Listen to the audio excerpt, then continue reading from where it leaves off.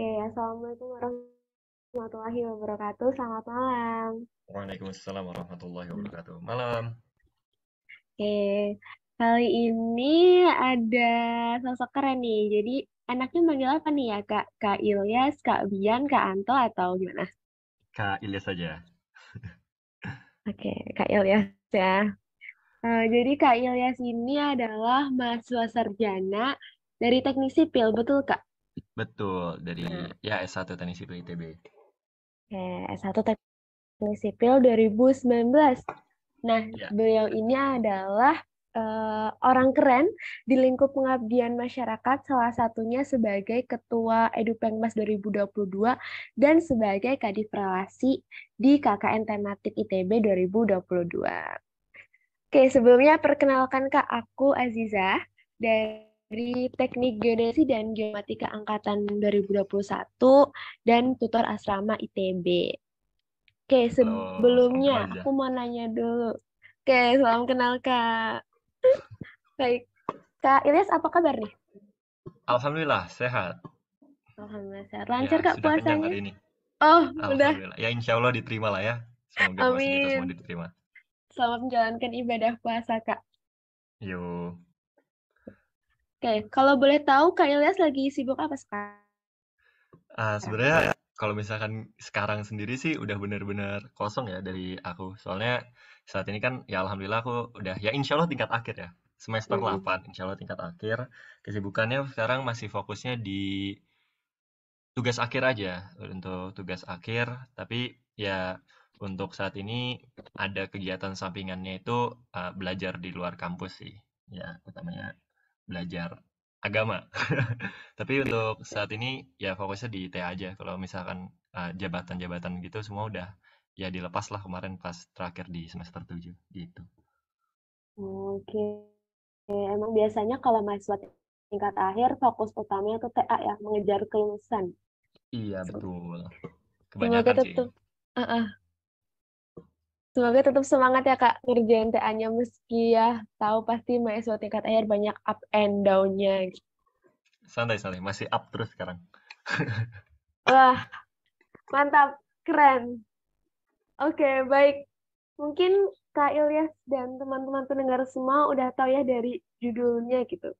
Kalau podcast kita pada kali ini akan berbicara seputar pengabdian masyarakat. Yang pasti suatu hal yang udah deket banget nih sama Kak Ilyas. Secara ya Kadif Relasi KKN ITB. Kurang pengmas apa lagi tuh. Nah, kalau menurut Kak Elia sendiri nih, sebagai sosok yang udah banyak melalang buana di dunia perpengabdian, apa sih pengabdian masyarakat yang pengertiannya bisa Kak Elias elaborasikan? Menurut Kak Elias gimana? Oke, nah sebelumnya aku disclaimer dulu ya. Soalnya ya ini sih mungkin sama halnya kayak ilmu ya. Maksudnya semakin kita terjun ke dalam sesuatu tuh kita semakin sadar bahwa ya semakin betapa kecilnya diri kita gitu, semakin rendahnya diri kita kayak ya tadi yang mungkin Ziza bilang ada beberapa ya, ada ketua Edupengmas, kadif relasi, tapi sebenarnya banyak banget, jauh banget orang-orang yang ya lebih keren pastinya dari aku terkait dengan pengabdian masyarakat itu sendiri. Soalnya jujur ya dari aku sendiri sampai saat ini itu masih fokusnya yang di ya bisa dibilang yang bisa aku kerjain aja kemarin. Soalnya ya emang mahasiswa kesibukannya macam-macam. Jadi ya untuk saat ini yang baru bisa aku kerjain di dunia pengabdian masyarakat ya tadi mungkin yang dibilang Aziza. Tapi mungkin ada beberapa yang nggak tertulis juga ya dari pengabdian yang pernah aku lakukan. Nah, terkait dengan apa itu pengabdian ya, mungkin tadi Ziza nanyanya, yang berdasarkan pengalaman aku sendiri. Apakah betul? Betul Kak? Iya, nah jadi sebenarnya ini semua berangkat dari namanya Kak Faris, Faris Hafiz Makarim. Dia aku tuh kadep sospol, ya, sosmasnya ya, sosmas pas aku TPB. Nah, jadi itu dulu aku sempet diamanahin jadi ketua Pengmasnya FTSL di 2019, ketua acara Pengmasnya TSL pas itu dan kita pas itu lagi nyari desa istilahnya. Mungkin ya pas dulu sebatas mahasiswa baru, kebayangnya Pengmas itu ya berarti terjun ke desa, terus yang lakuin pengabdian di sana gitu. Karena kita FTSL mungkin ya terkait dengan infrastruktur, Fakultas Teknik Sipil dan Lingkungan gitu kan. Nah, tapi setelah ya diskusi sama beliau, kakak Kak Faris ini bilang ke aku, ya mungkin sekarang udah Mas lah ya lebih sopannya. Mas Faris bilang, sebenarnya kalau menurut dia pengabdian masyarakat itu bukan ya kalau misalkan namanya mungkin kalau misalkan kita cari di KBBI ya istilahnya mungkin ya pengabdian gitu kan, sebagai bentuk pengabdian kepada masyarakat ya sesuai definisinya melakukan sesuatu yang baik kepada masyarakat gitu. Tapi kalau misalnya dari Kak Faris sendiri mengelaborasikan yang aku ambil juga dari definisi beliau terkait dengan pengabdian masyarakat itu lebih ke kitanya yang belajar ke masyarakat. Nah, kenapa sih kayak gitu? Soalnya berdasarkan pengalaman aku sendiri, pas terjun ke masyarakat, dibandingkan apa yang aku berikan, dibandingkan apa yang bisa apa ya, ya mahasiswa berikan kepada masyarakat, itu jauh lebih sedikit dibandingkan apa yang masyarakat berikan kepada kami dari segi ilmu ya, pembelajaran tentunya. Soalnya ya untuknya aku ya di teknik sipil sendiri kami tuh baru ya pas di masyarakat itu, pas di ya mungkin desa atau misalkan di lingkungan itu baru sadar kayak, oh pemanfaatan beneran realistis di lapangannya, ilmu aku tuh seperti ini gitu. Dan ini tuh bisa membantu apa sih di masyarakat, apalagi kondisi di Indonesia yang masih bisa dibilang lumayan ya ketimpangan masih banyak lah yang terlihat di Indonesia. Gak harus kita jauh-jauh ke pulau luar, masih banyak kabupaten-kabupaten di Pulau Jawa sendiri yang mengalami ketimpangan infrastruktur gitu. Dan pas di lapangan kita tuh bener-bener kayak, oh ya ampun, eh, infrastruktur-infrastruktur di desa tuh masih kurang banget gitu. Dan jadi ya kita tahu gitu belajar banyak banget lah istilahnya pas terutama aku di teknik sipil sendiri. Jadi kalau misalkan ditanya definisinya pengabdian masyarakat itu apa, menurut aku sendiri ya proses di mana kita berusaha untuk ya belajar belajar dari masyarakat, gimana kita pas nanti keluar dari mahasiswa setelah kita masuk ke lingkungan masyarakat kita tuh biar ya menjadi lebih berwawasan, menjadi lebih siap gitu untuk terjun ke masyarakat. Tapi ya di samping itu sekaligus memberikan ya dampak positif juga kepada masyarakat dalam bentuk pengabdian tersebut. Mungkin simpelnya seperti itu. Itu Ziza. Oke, baik. Jadi ternyata ya ada sosok keren juga. Di balik sosok keren tentu ada sosok keren lainnya gitu. Bahwa dari Kak Ilyas belajar juga nih dari Kak Faris ya kalau nggak salah tadi. Kalau Betul. Faris Hafiz Makarim betul. Kak Faris Hafiz Makarim. Kalau ternyata pengabdian masyarakat itu lebih ke kitanya yang belajar di masyarakat. Nah, itu suatu pengertian yang menurut aku menarik banget sih Kak. Soalnya kan selama ini kita taunya kita yang memberikan gitu ya. Padahal nyatanya kita lebih banyak mendapatkan dari apa yang kita lakukan di masyarakat tersebut. Nah, Ya, lalu berdasarkan Kak, pengalamanku. ya betul berdasarkan pengalaman. Lalu nih Kak, sebenarnya apa sih yang membuat Kak Ilyas akhirnya memilih untuk aktif di bidang pengabdian masyarakat ini?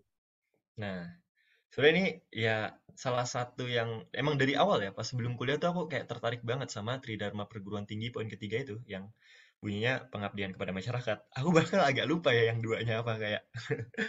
Satunya apa sih, Zah? Ingat gak kamu? Ayo, Tridharma Perguruan Tinggi. Tinggi. Aduh, di aspek di sini. OSKM loh, harusnya ada itu. Iya ada sih OSKM, tapi jujur ya, Ayo. tidak. Gimana ini tingkat 2 ini? Ketahuan deh, Ya, pokoknya ketahuan setahuku AFK-nya ada OSKM riset sama ya online. pengembangan, ya bidang riset sama pengajaran gitu sih. Ya itulah pokoknya. Nah, mungkin bisa dicek ya teman-teman yang dengar di itu. Pastikan lagi kita mengamalkan Tridharma Perguruan Tinggi. Nah, kita balik lagi, izin balik ke pertanyaannya. Kalau tertarik, dulu pas SMA, aku SD, SMP, SMA tuh negeri. Aku basicnya di ya gak punya apa-apa ya, gak punya istilahnya gak terlalu mempedulikan terkait dengan posisiku di masyarakat. Dan setelah terjun ke mahasiswa tuh kayak udah gak sabar mungkin ya mungkin hype-hype pas awal kuliah tuh kayak udah gak sabar untuk dewasa gitu mungkin ya. Dan di sana tuh kayak ngebayangin kayak wah keren nih bisa melakukan ya pengabdian, bisa jalan-jalan gitu itu ya mungkin salah satunya di sana. Tapi semuanya itu balik lagi balik lagi ada sosok gitu di sana. Makanya kemarin itu tuh ceritanya pas tadi ya ada Pengmas FTSL. Sebenarnya simpel ada kayak tantangan satu orang paling berani unjuk tangan gitu kan. Terus aku iseng Hmm. ya bukan iseng sih aku coba angkat tangan lah. Gitu. Ya udah kamu saya tunjuk jadi ketua Pengmas FTSL.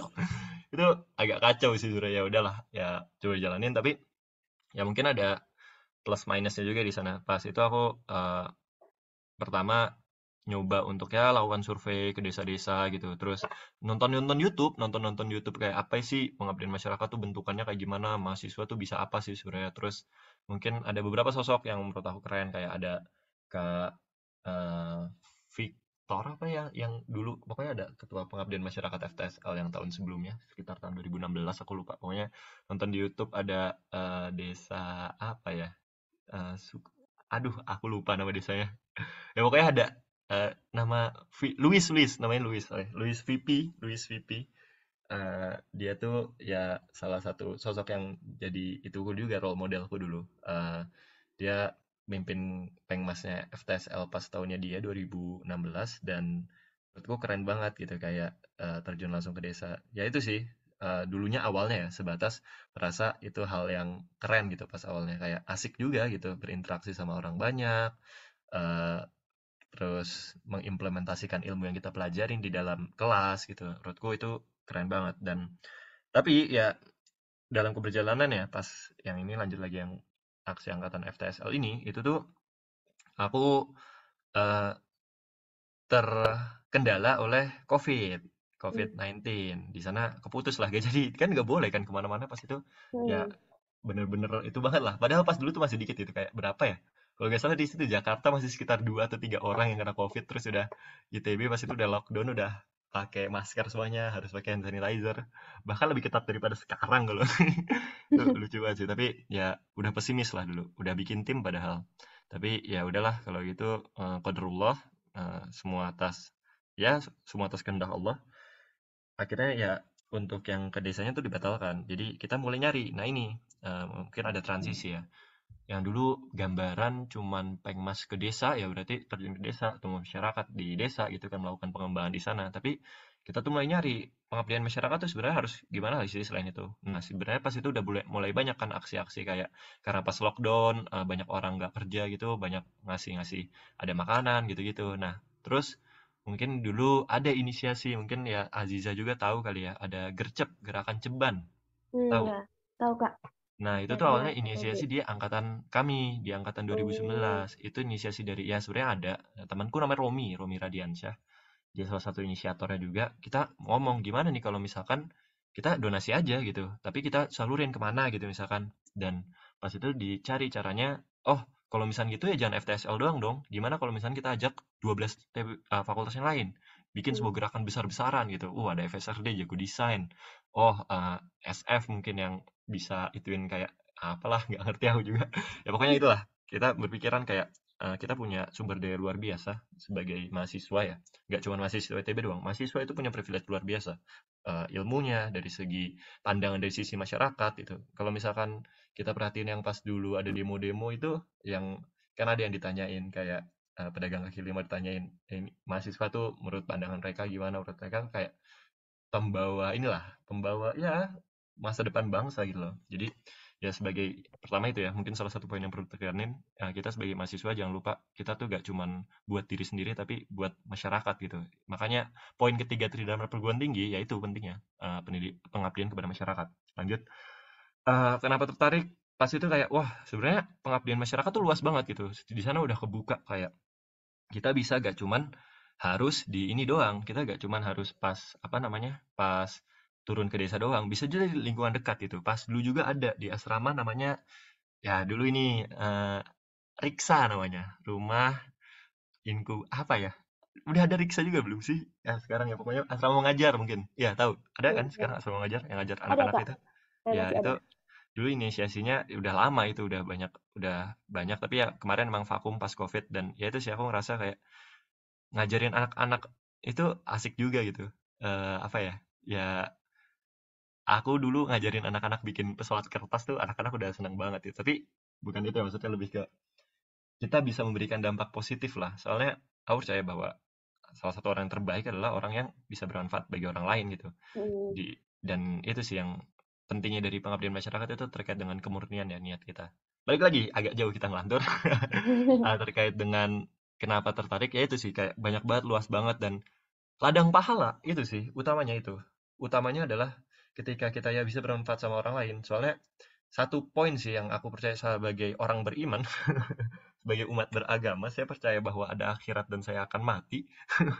Jadi ya why not untuk bikin kebaikan sebanyak-banyaknya gitu kan. Hmm. Ya dan aku rasa salah satu hal yang mudah ya buat itu adalah ya kita menyebarkan kebaikan ke orang lain. Jadi ya insya Allah dengan apa yang kita berikan kepada orang lain dan itu bermanfaat, ya itu bisa menjadi amal jariah mungkin buat kita sendiri gitu. Dan kayak di teknik sipil sendiri itu keren kayak bisa bangun infrastruktur misalkan bangun masjid gitu kayak ada sekarang kawanku Sayed lagi proyek kan mau bikin bangun masjid di NTB gitu nyari dana Hmm. mah gampang gitu tapi niatnya gitu kita niatkan untuk ya aku rasa kebaikan dan itu menurutku kayak sebuah aset luar biasa buat kita pas nanti meninggal gitu ya itu sih ya agak dakwah gitu. Oh iya, lanjut lanjut sorry. Oke, agak edisi Ramadan ya, penuh dengan Nah, harusnya edisi tiap hari sih ya, nggak cuma Ramadan dong. Bisa. betul. Justru Ramadan ini jadi momen pengingat gitu dari Betul. 12 bulan gitu. Oke, ternyata berarti mulainya dari TPB ya, Kak? Ya, tertariknya itu pas dulu OSKM diajarin ada, wah Tridharma Perguruan Tinggi, pengabdian kepada masyarakat, wih keren gitu kan. Tapi ya itu emang dasarnya mungkin pas dulu gak murni karena pengabdian itu apa ya nilai-nilainya, tapi lebih karena keren sih aku rasa dulu kayak asik gitu. Bayangin kurang asik apa kita main jalan-jalan dapat dari kampus dana gitu atau Iya, maksudnya betul-betul. kayak jalan-jalan gratis. Dulu aku mikirnya seperti itu ya, kayak Mm. sebelum ada pas terjun langsung ke masyarakatnya itu mikirnya kayak, wih jalan-jalan gratis, terus kayak ya itu mengimplementasikan ilmu yang belajar di kelas. Soalnya dulu pas SMA kita mungkin kayak belajar kalkulus apa-apa kan nggak ngerti itu buat apa gitu loh. Dulu aku bahkan Betul-betul. pernah di almarhum guruku, guru matematika, Pangkos, ya salah Mm. satu role modelku juga lah. Aku pernah apa adu-adu omongan gitu sama beliau. Nanyain, "Pak, ini kalau kamu ingat ada apa ya deret tangga itu loh." Ah, lupa lah pokoknya SMA kelas 11. Itu kayak, "Pak, ini buat apa sih saya belajar kayak gini di masyarakat buat apa?" gitu. Dan Mm. pas kuliah tuh tahu fungsinya buat apa itu kayak, wah, Masya Allah, bagus banget ini berarti ilmuku bisa dipakai buat beneran gitu loh. Nggak cuman aku tulisin buat dapat nilai yang bagus biar bisa dapat masuk ke kampus yang baik gitu. Kalau SMA kan gitu kan. Gitu. Betul. Setuju. Terus tadi aku coba cek lagi materi OSK-nya, ternyata tuh pendidikan, penelitian, dan pengabdian. Ya mohon maaf, Tuh, gak ada kan? kelewat. Ya Belajar ada, di betul. awal itu, tapi yang emang apa ya, menancap di diriku ya pengabdian kepada masyarakatnya aja. Ya betul. Karena mungkin kalau pendidikan dan penelitian tuh udah kita lakuin setiap Iya, hari gitu itu nggak sih, udah dari Kak? SMA, betul. Iya, betul. Dan aku setuju Tapi banget bukan sama, berarti gak penting ya. oh Disclaimer, ya itu enggak, penting. justru itu poin utamanya kita hari ini. Oke, dan aku setuju banget sama pernyataan Kak Ilyas tadi, kalau selama masih ada kesempatan dan waktu untuk berbuat baik ya, bermanfaat kepada orang lain, kenapa enggak gitu. Karena itu bisa jadi ladang pahala dan memberikan hal positif ke orang lain gitu. Keren banget, Kak. Oke, lanjut, Kak. Nah, Kak Ilyas pastinya tadi udah melakukan banyak kegiatan ya di pengabdian masyarakat. Itu tadi yang Ketua Edupengmas sama Kadif Relasi di KKN itu hanya sedikit aja nih dari pengalaman-pengalaman Kak Ilyas. Nah, dari sekian banyak perjalanan Kak Ilyas ini, ada nggak sih Kak pengalaman menarik yang sampai sekarang tuh masih dikenang sama Kak Ilyas dan memberikan kesan spesial dibandingkan pengalaman-pengalaman yang lain? Boleh Kak, kalau mau Banyak diceritain. sih, sebenarnya itu ya, yang aku nggak bisa nyebutin satu doang. Soalnya, Hmm. ya aku akan nyebutin beberapa, tapi aku nggak akan bilang itu paling berkesan. Soalnya kalau misalkan aku bilang itu paling berkesan, aku mungkin seakan-akan menafikan kegiatan-kegiatan yang menurutku juga berkesan gitu yang lain. Tapi mungkin ya dua lah ada beberapa dari yang itu. Soalnya Hmm. aku tuh selalu biasanya membagi untuk baik itu kegiatan ya pengabdian masyarakat, entah itu kepanitiaan, entah itu akademik, entah itu apa, apapun aku kayak oh ternyata ini hikmahnya gitu kayak aku coba oh di antara semua kegiatan ini hikmah terbesarnya ini gitu loh. Hmm. Kayak apa namanya ya per masing-masing cerita chapter kayak kalau buku gitu oh ini intinya ini gitu. Nah sekarang kita balik ke pertanyaannya yang pengalaman menarik. Nah sebenarnya pengalaman menarik ada konotasi positif ada negatif kan, ya nggak? Ya, betul. Betul, Kak. Nah, mungkin kita ke yang konotasi negatif dulu kali ya. Boleh, boleh. Yang jelas pas kemarin ini sih mungkin pas apa namanya? Bukan negatif sih, mungkin lebih ke arah em, apa ya? Ya positif juga, soalnya pasti ada positif ya kan. Nah, intinya Mm-mm. pas dulu mungkin kayak inilah. Pas dulu ke Tasik lah pas dulu KKN. KKN dulu sebelum aku jadi kadif relasi, ya itu unik ya di ITB tuh KKN itu ada kepanitiaannya dan sebelum jadi panitia itu biasanya orang jadi peserta dulu gitu. Nah, dulu pas jadi peserta itu ada yang unik, apa namanya? Ya kita pas dulu jadi peserta itu tuh di desa Dusun Nepong namanya, di desa eh, Ciroyom, Kabupaten Tasikmalaya. Iya, nah di sana itu kami datang sekitar 7 orang. Iya, 7 orang. Kami kolaborasi KKN-nya bareng sama anak UB. Nah, terus di sana tuh ternyata ada kayak, nah apa namanya ya, mungkin hal-hal yang tabu gitu lah. Mm-mm. Hal-hal yang ya istilahnya nggak, jangan dilakukan gitu. Nah, terus salah satu anak ini tuh ada mungkin yang bisa dibilang bukan melanggar ya, istilahnya nggak tahu mungkin pas awalnya. Itu, melakukan hal yang ya itu kayak sebenarnya cuma larangan ke suatu tempat gitulah, tapi ya Mm. intinya datang pas itu ke tempat tersebut yang dimaksud. Terus ya ada kejadian yang inilah, asik. Dulu tuh sampai ini dia kayak apa ya, istilahnya tuh nggak bisa bangun dulu sampai kejang-kejang, gitu. Sebenarnya Oh, kita nggak tahu juga itu kenapa ya, tapi pas itu eh, kami pas kuliah ya, itu uniknya KKN kami pas 2019. Kami pas itu masih semester 5 itu lagi pekan-pekan deket UTS juga sih itu kalau nggak salah. mm. Itu kami lagi nyari sinyal soalnya di rumah gak ada sinyal. Sinyal kan gitu kan, ada naik dulu ada sekolah SD di sana namanya SD apa? SD Bojong Gambir, nah itu ya. Terus pas lagi SD itu temenku yang ada 2 orang itu di dalam rumah itu tuh ngabarin, tolong dong ini ada yang nggak bisa bangun si ini gitu kan, si X nggak bisa bangun. Terus ya ini ya biasa kan maksudnya orang nggak bisa bangun kan santai kan ya, ya udah biarin Eh, aja tidur kan, ya mikirnya gitu gitu. Tapi ya udahlah itu datengin aja siapa yang kosong ya, yang nggak lagi nggak kelas, ya udah aku datang, aku suruh nyamperin ke rumah itu siang-siang. oh Tengah siang. jalan tengah jalan tuh tiba-tiba dari chatnya berdua, buruan sini orangnya kejang-kejang gitu kayak tiba-tiba itu serumah panik, orang-orang keluarga tuh ada ini gimana ini apa ya itu sih orang-orang panik kan ini gimana gimana gitu kan. Tadi ya emang nggak bisa bangun tiba-tiba kejang-kejang kayak awalnya nggak kenapa-napa orangnya kayak diem-diem aja gak ada masalah.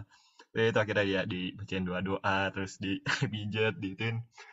Akhirnya alhamdulillah bangun. Tapi ya itu sih orangnya mungkin nggak mau cerita sama sekali. Ya itu sih ya kami agak ya ya udahlah ya. Dia gak mau cerita sama sekali. Apa sih kenapa kemarin tuh gak mau cerita sama sekali tapi intinya tuh kemarin ya udahlah jangan ke tempat ini lagi gitu. Nah, sebenarnya itu pernah unik ya, ya unik lah. Mm-mm. Menarik itu salah satu yang nggak bisa lupain soalnya apa ya lagi kuliah terus ada siapa yang nyangka bakal jadian itu kayaknya kelompok kami doang deh yang ada kejadian kayak gitu mas KKN. Tapi salah satu yang pentingnya adalah ya kalau misalkan kita ada di daerah orang itu tuh ya ikutin aja aturan di sana selama tidak apa namanya bertentangan dengan kepercayaan kita gitu. Soalnya istilahnya kan kita bertamu gitu loh.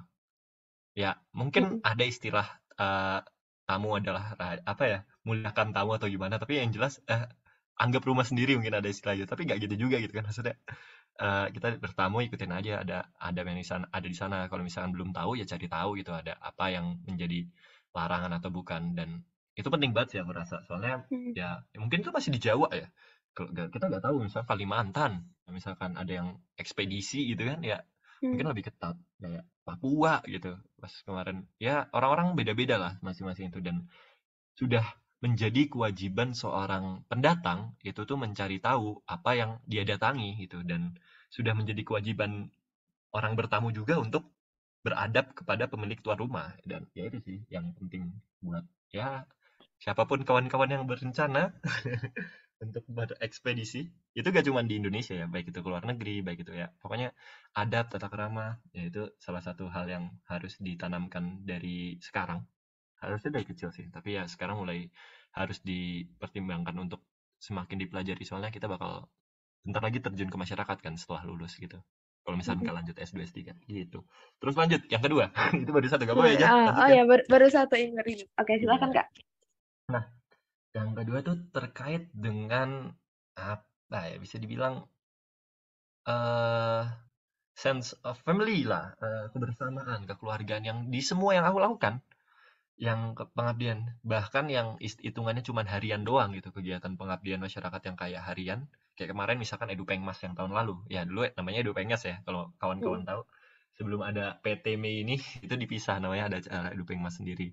Dan apa ya, istilahnya ketika emang kita dihadapi permasalahan bersama, kita dituntut untuk hidup bersama, kita di itu, dan maksudnya hal-hal seperti itu yang emang menggeber kita, mengukir kita untuk menjadi sebuah keluarga secara ya baik mm, itu terpaksa ataupun tidak, emang terpaksa, emang harus ngerti kondisi satu sama lain gitu kan. Dan kemarin tuh yang kerasa apa ya banget itu pas kemarin mau pulang, jujur pas mau perpisahan KKN kemarin yang pas aku di Tasik, aku nangis, salah satu yang terkencang mungkin pas mau pulang itu, kayak aku tuh tinggal di rumah namanya Pak Eman. Pak Eman salah satu warga di Dusun Nepong. Beliau adalah ketua RW. Dan maksudnya gini lah, aku ya alhamdulillah aku tinggal di keluarga yang berkecukupan, dan aku rasa sangat ya agak kaget lah pas dulu di rumah Pak Eman gitu, kayak baik itu dari segi infrastrukturnya, dari segi tempatnya gitu. Tapi yang aku kaget banget adalah ketika ya pas selama di sana aku merasa apapun tuh ada gitu loh, dengan apapun keterbatasan yang ada di sana gitu. Kayak kalau misalkan adanya nasi dan garam sama sambal, kami dikasih itu gitu loh. Kayak dan kami dapat gitu, kayak diberikan kayak apa ya? Ya itu kan, pemberian tuh bukan berharga ketika kuantitasnya kan, tapi kita bisa lihat dari rasionya gitu, kayak orang yang punya 500 ngasih 500, itu kan berarti rasionya lebih besar dibandingkan orang yang punya 100 juta tapi ngasih 1 juta. Ya kan? Kayak betul, satu betul. banding satu sama 1 banding 100 gitu kan, sejauh itu gitu. Tapi kalau misalkan emang jumlah, emang kebanyakan yang 1 juta ya dibanding 500 perak. Nah, dan itu sih yang aku rasa kayak apa ya, pas di sana aku sangat diperlakukan sebagai apa ya, ya anggota keluarga di sana gitu. Bahkan kami terharu banget pas kami balik lagi ke sana, kami ada foto bareng itu dipajang di rumahnya beliau Pak Eman itu. Dan Mm. ya itu pas perpisahan kami nangis bersama Ria. Bapaknya ngomong bahasa Sunda. Aku sebenarnya agak-agak tahu sih bapaknya ngomong apa, tapi aku sedih. Soalnya bahasa Sunda di sana halus banget. Aku orang Bogor, bahasa Sundanya kasar, agak susah ngertinya. Bahkan kadang-kadang keceplosan pakai yang kasar, dipelototin sama temenku yang bahasa Sundanya jago. Nah, pas di sana tuh ya, ya itulah. Dan pas kami perpisahan tuh kami kayak ada lorong masa gitu pas pulang dari sana, ya perpisahan sama warga di sana. Soalnya ya itu sih salah satu yang berat juga. Selain tadi KKN, ya pengabdian masyarakat itu terkait dengan gimana kita pas prosesnya, tapi ada juga beban moral ketika kita meninggalkan. Soalnya itu sih yang harus tekenin banget ketika kita melakukan pengabdian masyarakat ya, bahwa kita tuh emang nggak bisa, mungkin berat lah kalau misalkan selamanya ada di sana gitu loh. Kita juga punya kehidupan lain, nggak bisa dipungkiri dong, kita mahasiswa juga ada, pasti yang tadi aku bilang, kayak ada target buat diri sendiri gitu, dan yang mana mungkin menurut kita masing-masing itu lebih baik ya buat diri kita. Soalnya kalau misalnya kita fokus total di melakukan pengabdian masyarakat, itu juga bagus banget ya. Banyak juga orang-orang yang kayak totalitas, yang ada yang bikin sekolah yang di timur itu, eh, Anyonya Butet ya, aku lupa ya, pokoknya Butet Manurung itu. Oh ya Terus Kak, ada yang Kabupaten Manado. sampai ya Sekolah Rimba itu, terus ada yang Mm-mm. mendedikasikan buat ya mungkin ada yang kawan-kawan kita juga yang di ITB ini, yang kawan aku tadi Said itu sampai sekarang masih giat banget berpengmas. Terus ada juga ya dosen SBM mungkin Kang Kamret yang sampai sekarang masih aktif bina desa. Banyak banget orang-orang yang benar-benar totalitas, dan itu maksudnya kita bisa lihat dia sebagai orang yang sukses juga ya kalau misalkan dari sudut pandang mahasiswa mungkin. Tapi mungkin nggak semua orang bisa kayak gitu gitu. Kadang-kadang emang ya tadi kita melakukan apa yang kita bisa gitu. Dan emang terkadang berat ketika melepaskan ada beban moral sendiri yang ketika kita meninggalkan desa yang kita lakukan pengabdian masyarakat gitu. Tapi ya itu sih, mungkin itu agak terfokus sama yang ini ya, mohon maaf, agak terfokus sama yang ketika di desa. Soalnya nggak bisa dipungkiri yang paling banyak berkesannya tuh di sana gitu loh. Oh Tapi iya. nggak mungkiri tadi ada pelajaran yang kayak tadi yang gercep tadi yang pelajaran lain terkait dengan kreativitas dalam berpengmas. Terus ada mungkin yang ketika edu pengmas itu juga ada ketika ngelit sebuah tim yang mana belum ada acara baru bener-bener yang nggak ada. Terus gimana cara membangkitkan kembali semangat pengabdian yang dulunya udah nggak ada, vakum gara-gara COVID itu sebenarnya menarik ya masing-masing. Tapi ya tadi aku rasa kalau misalnya di dua yang bisa disampaikan dan aku rasa cocok buat kegiatan ini ya tadi sih ya ada temanku yang mungkin bisa dibilang agak kemasukan sama eh, yang tadi ketika ya betapa beratnya beban moral ketika kita meninggalkan tempat kita berpengmas walaupun cuman berapa itu 1 bulan kurang deh gitu Oke, wah, ternyata panjang ya guys ya cukup ini ya ceritanya. Ada yang lucu, ada yang menyentuh juga ya. Itulah menariknya itu gak lucu Pengmas sih itu serem sebenarnya. sih kalau kamu di lapangan itu serem seriusan kita panik Oke. pas itu di lapangan tapi untuk sekarang mungkin lucu lah oke. Oke, nah Kak, sebagai kita mungkin lanjut ya ke pertanyaan selanjutnya. Oke, Enggak. sebagai penggiat pengabdian masyarakat nih, pasti Kak Ilyas kan ada dasarnya atau motif awalnya gitu.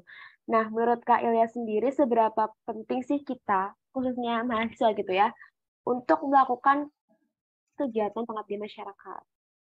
Nah itu balik lagi sebenarnya kalau misalkan dari aku sendiri nggak bisa kayak bilang itu penting banget tapi menurut aku penting banget tapi ada Hmm. juga orang yang nggak bisa dipungkiri ya punya orientasi lain di perkuliahan baik itu ya tadi kayak misalkan pengen fokus untuk bikin ya sukses diri sendiri gitu tapi aku rasa untuk semuanya ya itu penting banget kenapa soalnya apa ya aku nggak ngerasa wadah lain ketika di kampus itu kita bisa meningkatkan rasa empati, kita bisa menambah apa namanya pandangan yang lebih apa namanya luas dibandingkan pengabdian masyarakat. Soalnya oke kita coba berkaca sama kegiatan organisasi, baik itu kepanitiaan yang ya bisa dibilang eh, kepanitiaan apapun itulah, oke.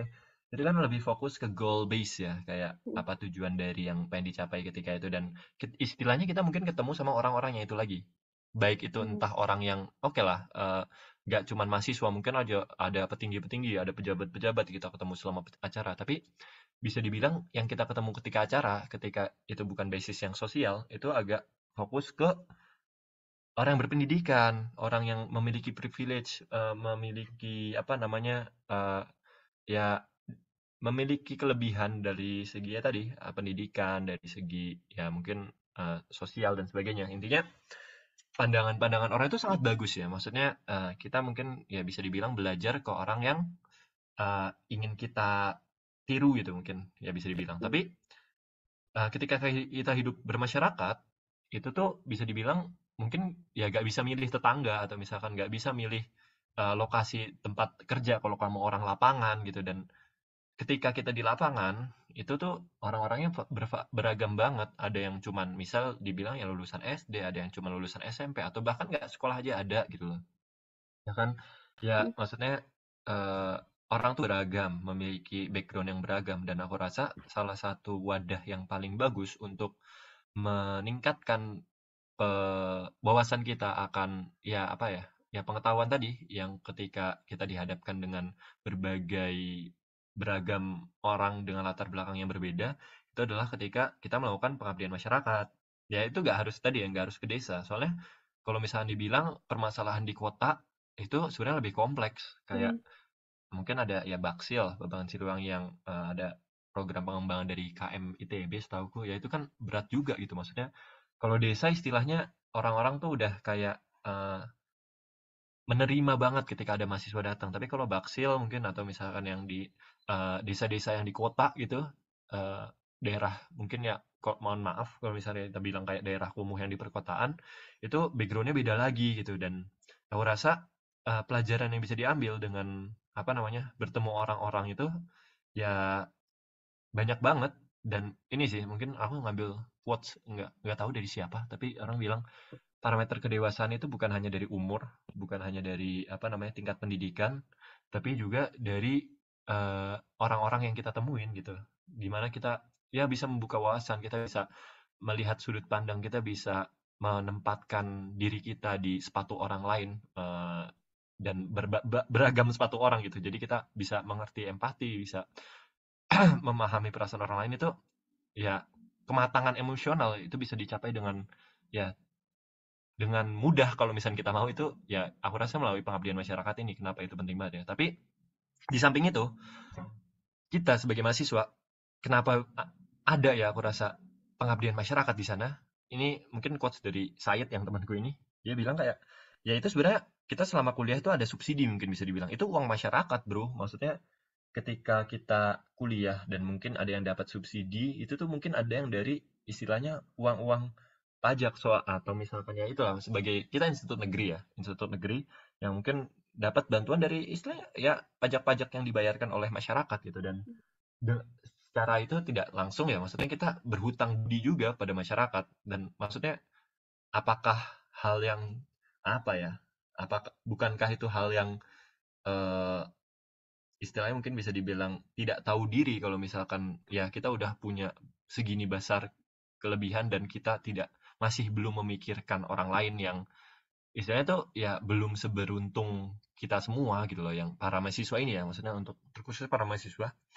Kenapa? Soalnya ya kita dapat kuliah, coba deh cari grafik terkait dengan berapa orang yang kuliah dibandingkan yang enggak. Itu setahu lumayan banyak ya, mungkin aku lupa berapa, tapi dikit juga gitu orang yang bisa berkesempatan untuk kuliah. Bayangin betapa besar harusnya tanggung jawab ya.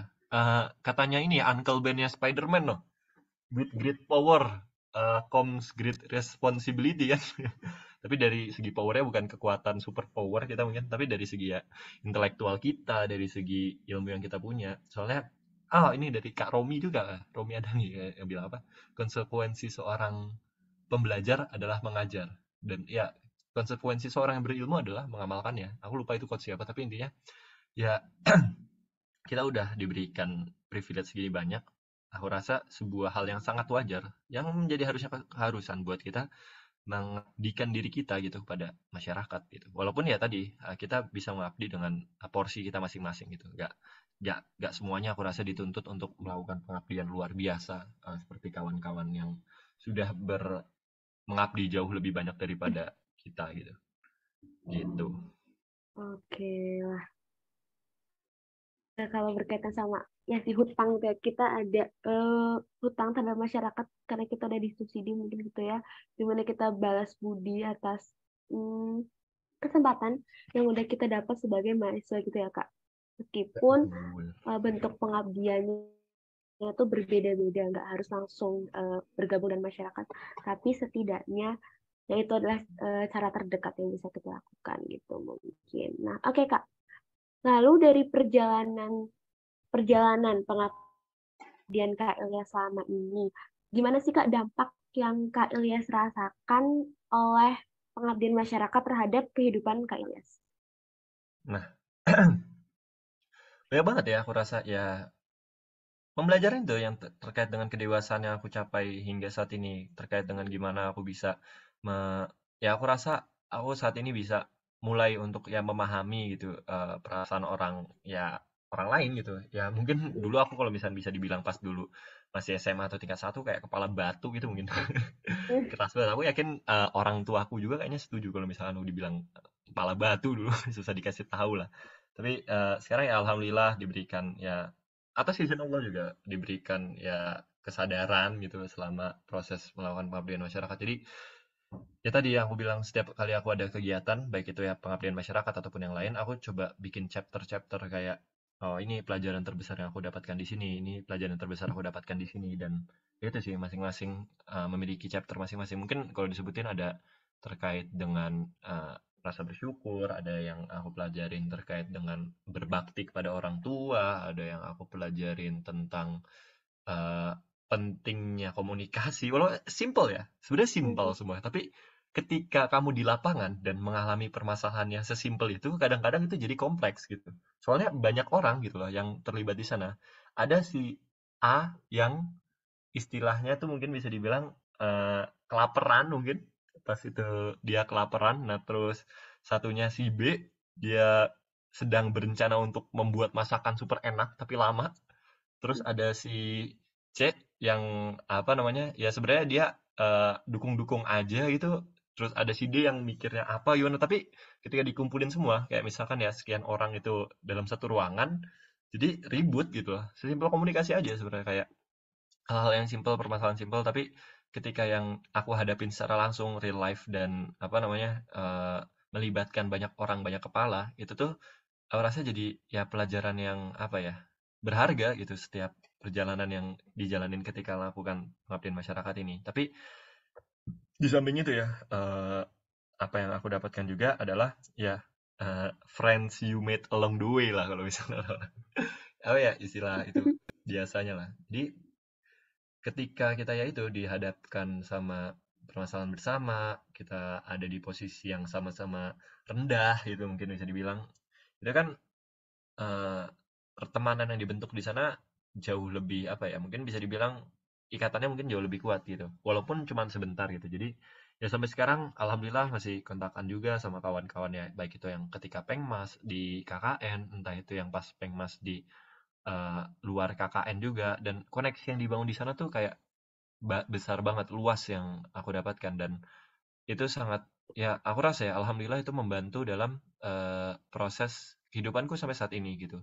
Dan ya itu sih secara garis besar, baik itu dari ya pembelajaran, pendewasaan diriku sendiri alhamdulillah, dan yang kedua tuh dari koneksi-koneksi yang dibangun selama apa namanya selama proses keberjalanannya. Soalnya kita gak akan tahu ya apa ya ya koneksi itu kapan bermanfaat, tapi Mm-mm. ya gak ada salahnya membuat koneksi yang besar gitu. Tapi yang tidak kalah penting juga yang aku rasa harus ditekankan oleh orang yang ingin berelasi dengan banyak adalah prinsip yang kita pegang dari diri sendiri. Soalnya nggak gampang ya, eee, nggak susah, sorry, nggak susah ketika kita tuh memiliki, ketika kita memiliki prinsip yang masih belum kuat, itu nggak susah buat diri kita tuh goyah gitu.